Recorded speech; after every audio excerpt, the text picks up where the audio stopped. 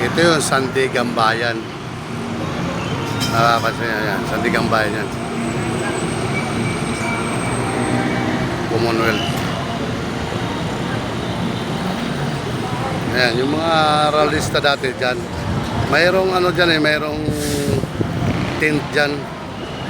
Para sa mga, may stage dyan. Pero para sa mga pulis. Ito yung Sandigan Bayan.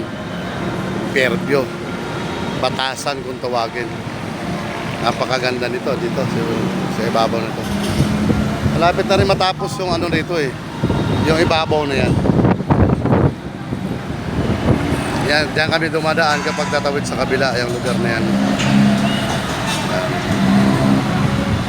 Kailan lang halos natapos to. May ilang taon pa lang natapos to. Kaya dito nagtatayo ng tent yung mga grupo ni PBM.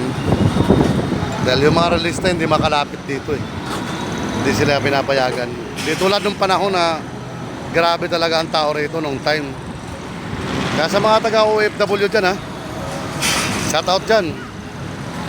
Lalo na sa mga taga Quezon City dyan. Yun, mapapanood nyo na yung live natin dito sa Sandigan Bayan. Ang Congress naman ay papunta ron. Papunta ron ang Congress dyan sa una ng Congress. Sa lugar. Ayan. Yung gate na yan sa kabila na yan, piling biswan yan eh.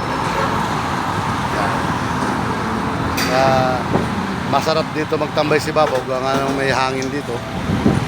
Maganda na rin yung ano. Hindi pa masyadong matraffic dito, gawa nga ng sa may Luzon lang kasi ang mga realista eh, hanggang Peria. Hindi na sila makapasok dito. Dito na dati na tuloy-tuloy sila hanggang dito. Ngayon hindi na kasi marami nang nag-aabang doon para pigilin sila ron sa lugar na yun. Mga kapulisan natin, mga MMD, mga katulong natin sa pagbabantay rito. Maganda na rito eh. Maganda na rito yung batasan. Medyo maganda-ganda ang daloy. Dito wala gaanong traffic dahil nasasala na yung mga sasakyan dito eh. Ano? Ay mga tropa namin dyan sa baba, ayan.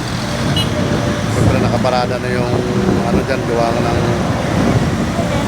nakatambayan dyan. Sandigan Bayan to.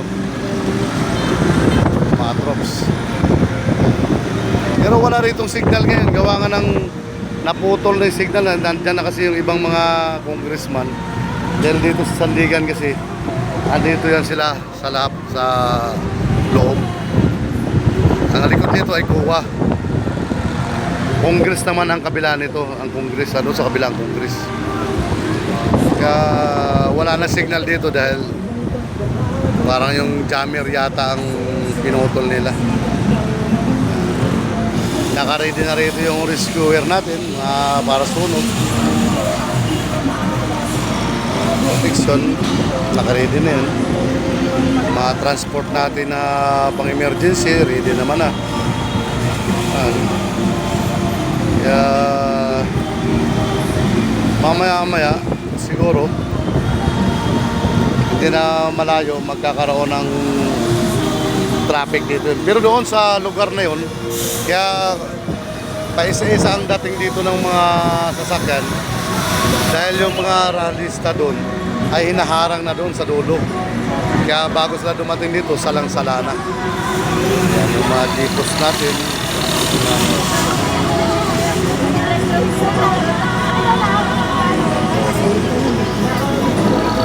Maganda na ang Sandigan Bayan dito. Maganda na ang Sandigan Bayan. Ito yung batasan kung tawagin nila.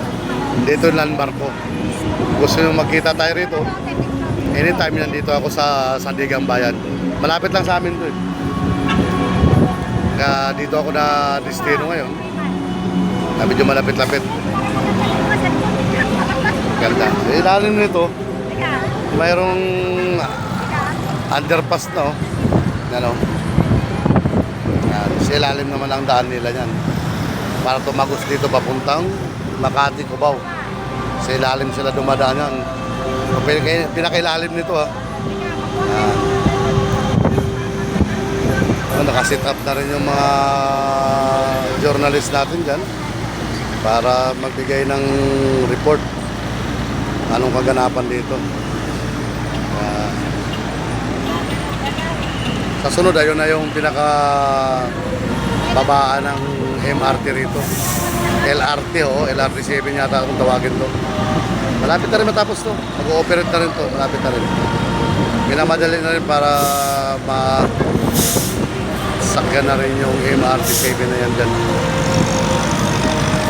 Dito tayo sa Sandigang Bayan ha. Mga katrops. Kaya shout out sa mga taga-OFW. Lalo na sa ibang bansa. Shout out ito Sandigang Bayan ha. Mga tropa natin. Medyo makulimlim dito pero hindi pa naman umuulan. Makulimlim lang. Okay, shout out sa mga tropa.